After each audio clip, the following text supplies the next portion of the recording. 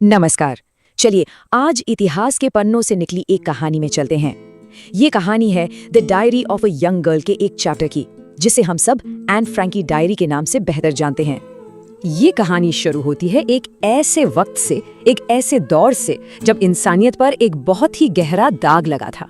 Holocaust के दौरान 60 लाख से भी ज्यादा यहूदी लोगों को बेरहमी से मार दिया गया था।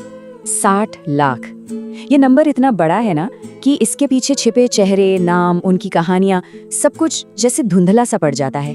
लेकिन आज हम एक ऐसी ही आवाज पर गौर करेंगे जो उस खामोशी को चीर कर हम तक पहुंची। तो कौन थी ये आवाज? चलिए मिलते हैं एन फ्रैंक से। सिर्फ 13 साल की एक यहूदी लड़की, जिसकी डायरी ने उस भयानक त्रासदी को एक ऐसा चेहरा दिया जिसे दुनिया आज तक नहीं भूल पाई है। तो एन एक बिल्कुल आम सी लड़की थी, बस 13 साल की। जब नाजी जुल्म बढ़ने लगे तो उनका परिवार छिप गया और इसी छिपे हुए वक्त में उन्होंने एक डायरी लिखी। अफसोस की बात है कि एक कैंप में बीमारी की वजह से उनकी मौत हो गई, लेकिन उनके पिता बच गए और फिर उन्होंने ही एन की डायरी को पूरी दुनिया के साथ साझा किया, जो आज इतिहास का एक बहुत जरूरी दस्तावेज है। तो सवाल ये है कि एन ने डायरी लिखना शुरू ही क्यों किया? इसका जवाब ना एक बहुत ही गहरी फीलिंग में छुपा है, अकेलापन। सुनने में थोड़ा अजीब लगता है ना? उनके पास एक प्यार करने वाला परिवार था, करीब 30 लोग थे जिन्हें वो दोस्त कह सकती थीं, पर फिर भी उन्हें अंदर ही अंदर एक खालीपन सा महसूस होता था। उन्हें लगता था कि कोई ऐसा है ही नहीं जिससे वो अपने दिल की हर बात कह सकें। एन को लगता था कि कागज में ना लोगों से कहीं ज्यादा सब्र होता है। मतलब लोग तो शायद बोर हो जाते हैं, जज करते हैं, लेकिन कागज वो बस सुनता है, बिना किसी सवाल के, बिना किसी जजमेंट के। और शायद इसी भरोसे ने उन्हें एक डायरी शुरू करने के लिए हिम्मत दी। और इसीलिए उन्होंने अपनी डायरी को सिर्फ एक डायरी नहीं समझा, उन्होंने उसे अपना सबसे अच्छा दोस्त बना लिया। उसे एक नाम भी दिया, किटी। और अपने सारे राज, सारे डर और सारे सपने, सब कुछ किटी के साथ बांटना शुरू कर दिया। चलिए अब इस गंभीर माहौल से थोड़ा सा बाहर निकलते हैं और एन की जिंदगी के एक मजेदार हल्के फुल्के किस्से की तरफ चलते हैं जो उनके स्कूल के दिनों का है। तो बात है उनकी मैथ्स की क्लास की। एन थी बहुत बातूनी और उनके टीचर मिस्टर कीसिंग उनकी इस आदत से हमेशा परेशान रहते थे। दोनों के बीच एक छोटी मोटी नोक-झोंक चलती ही रहती थी। एन अपने टीचर को मजाक मजाक में ओल्ड फोगी बुलाती थी, यानी एक ऐसा इंसान जो पुराने ख्यालों वाला हो और थोड़ा, आप समझ रहे हैं, जिद्दी किस्म का।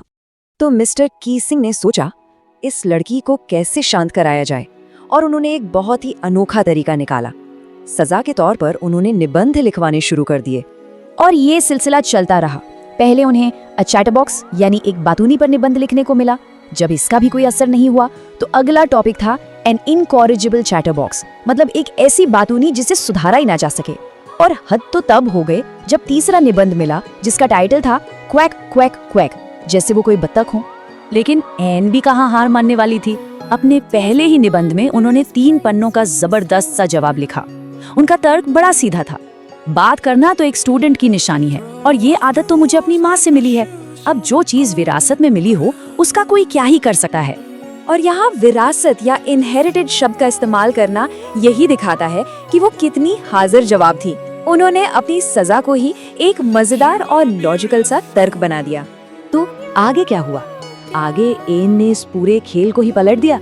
ऐसा पासा पलटा कि मजाक उनके टीचर पर ही भारी पड़ गया। तो तीसरे निबंध के लिए एन ने सोचा अब बहुत हुआ लिखना, इस बार कुछ अलग करते हैं। अपनी एक दोस्त की मदद से उन्होंने कविता लिखने का फैसला किया। कविता बड़ी ही मजेदार थी। एक व्यंग्य था।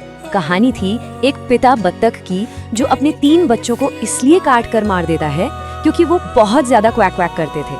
अब यहाँ पिता बत्तख कौन था? बिल्कुल सही, मिस्टर कीसिंग। उन्होंने उन्हीं का मजाक उन्हीं पर लौटा दिया था। और पता है क्या हुआ? मिस्टर कीसिंग को ये मजाक इतना पसंद आया कि वो खुलकर हंस पड़े। उन्होंने वो कविता पूरी क्लास में पढ़कर सुनाई और उस दिन के बाद उन्होंने एन को बात करने से कभी नहीं रोका। तो ये तो था एक स्कूल का किस्सा, लेकिन ये छोटा सा किस्सा एन की आवाज के असली मायने को समझाता है। जिस हाजिर जवाबी और हिम्मत से उन्होंने अपने टीचर का सामना किया, वही हिम्मत, वही जिंदा दिली उनकी पूरी डायरी में भरी पड़ी है। ये सिर्फ एक स्कूल की कहानी नहीं है, बल्कि मुश्किल से मुश्किल हालात में भी उम्मीद बनाए रखने का एक सबूत है।